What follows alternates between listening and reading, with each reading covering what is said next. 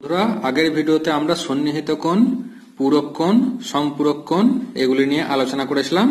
আজ আমরা অনুরূপ কোণ বা করসপন্ডিং অ্যাঙ্গেল এটা নিয়ে আলোচনা করছি। তো বন্ধুরা দেখো, আমরা সংজ্ঞাটি লিখে নিয়েছি। যখন দুটি সমান্তরাল সরলরেখাকে অপর একটি সরলরেখা বা ছেদক ছেদ করে, তখন ছেদকের এবং সমান্তরাল সরলরেখাদ্বয়ের একই দিকে অবস্থিত কোণ দুটিকে পরস্পরের অনুরূপ কোণ বলে। এটি অনুরূপ কোণ বা করসপন্ডিং অ্যাঙ্গেলের সংজ্ঞা।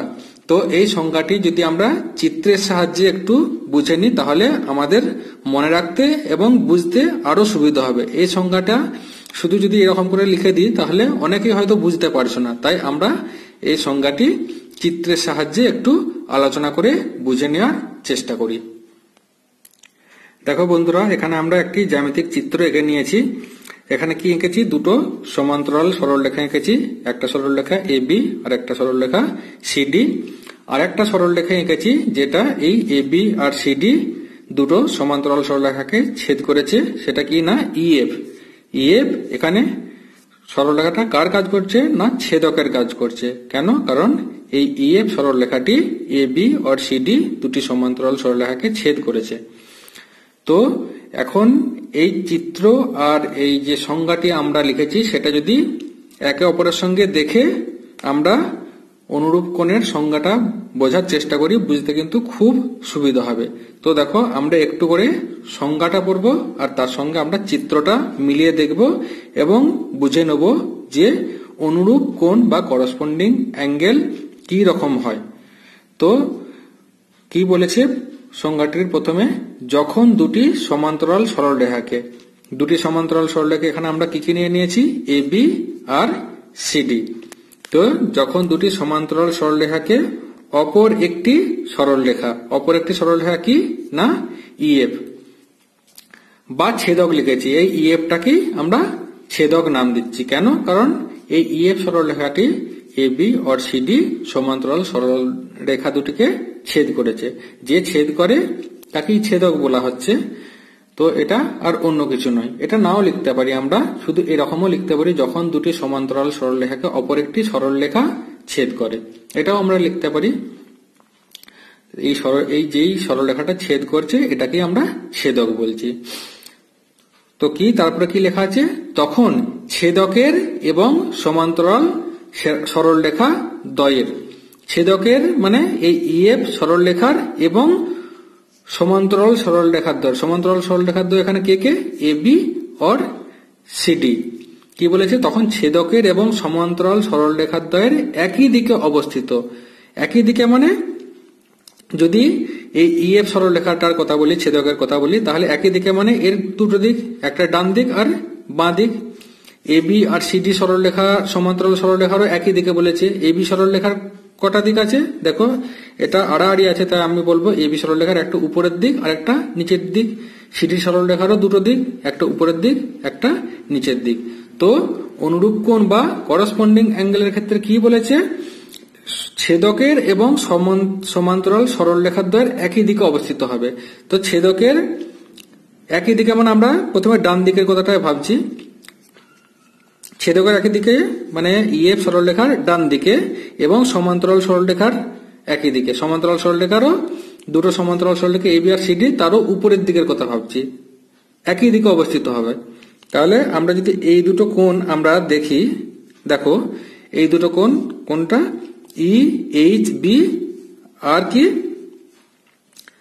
HGD, এই কোণটা আর এই কোণটা, এই দুটোকে আমরা অনুরূপ কোণ বলবো। কেন বলবো? কারণ এই EHB আর HGD লিখে নিলে আরো সুবিধা হবে। EHB ও কোণ HGD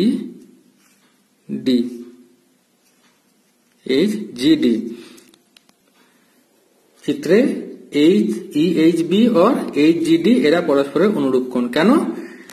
কারণ অনুরূপ কোণের সংজ্ঞা অনুযায়ী এরা দেখো EF সরলরেখার একই দিকে অবস্থিত আছে, AB সরলরেখার আর CD সরলরেখারও দুটোরই উপরের দিকে অবস্থিত আছে। এই কোণটা এবি সরলরেখারও উপরের দিকে আর এই কোণটা সিডি সরলরেখার উপর দিকে। এই দুটো কোণকে পরস্পরের অনুরূপ কোণ বলা হবে, কারণ এই কোণ দুটি এবি আর সিডি সমান্তরাল সরলরেখা দুটিকে ইএফ ছেদকটি ছেদ করার ফলে এই কোণ দুটো ইএফ সরলরেখার ডান দিকে অবস্থিত আছে এবং এবি আর সিডি সরলরেখারও একই দিকে অবস্থিত আছে। এই কোণটা এবি সরলরেখার উপরের দিকে আর এই কোণটাও সিডি সরলরেখার উপরের দিকে। তাই সংজ্ঞা অনুযায়ী আমাদের এই চিত্রের এই দুটো কোণ মিলে যাচ্ছে, তাই এরা পরস্পরের অনুরূপ কোণ। তো সংজ্ঞাটা চিত্রটা আরেকবার আমরা কম্পেয়ার করে পড়ব। যখন দুটি সমান্তরাল সরলরেখাকে অপর একটি সরলরেখা ছেদক ছেদ করে, তখন ছেদকের এবং সমান্তরাল সরলরেখা দ্বয়ের একই দিকে অবস্থিত কোণ দুটিকে পরস্পরের অনুরূপ কোণ বলে। দুটি সমান্তরাল সরলরেখাকে ইএফ সরলরেখা ছেদ করেছে, তখন ছেদকের এবং সমান্তরাল সরলরেখার দ্বয়ের একই দিকে, মানে ছেদকের ডান দিকের কথাটা আমরা নিয়েছিলাম ডান দিকে, আর এবি আর সিডি সরলরেখারও উপরের দিকে এই দুটো কোণ আছে, তাই এরা পরস্পরের অনুরূপ কোণ। তো এখানে কতগুলো অনুরূপ কোণ পাবো এটা তো আমরা উদাহরণস্বরূপ আমরা বোঝার জন্য একটা উদাহরণস্বরূপ আমরা এই দুটো কোণ নিয়ে নিয়েছি। এখানে কিন্তু আরো অনুরূপ কোণ আমরা পাবো। এই সংজ্ঞা অনুযায়ী আর কে কে অনুরূপ কোণ হবে দেখো বন্ধুরা, এই কোণটা আর এই কোণটা পরস্পরের অনুরূপ কোণ হবে। কেন? কারণ এই দুটো কোণ ইএফ সরলরেখার ডান দিকে অবস্থিত আছে আর এই কোণটা এবি সরলরেখার নিচের দিকে, এই কোণটাও সিডি সরলরেখার নিচের দিকে আছে। তাহলে আমরা কি পাবো? কোণ এই কোণটার নাম আমরা কি পাবো? বিএইচজি। কোণ বিএইচজি ও কোণ এই কোণটার নাম কি পাবো? ডিজিএফ। এরাও পরস্পরের কিন্তু অনুরূপ কোণ হবে। চিত্রে আরো অনুরূপ কোণ আমরা পাবো। কে কে পাবো দেখো, যদি আমরা এই কোণটা ধরি, এই কোণটা আর এই কোণটা, মানে এই কোণটার কথা বলছি আর এই কোণটার কথা বলছি, এই দুটো কোণ পরস্পরের অনুরূপ কোণ হবে। কেন হবে?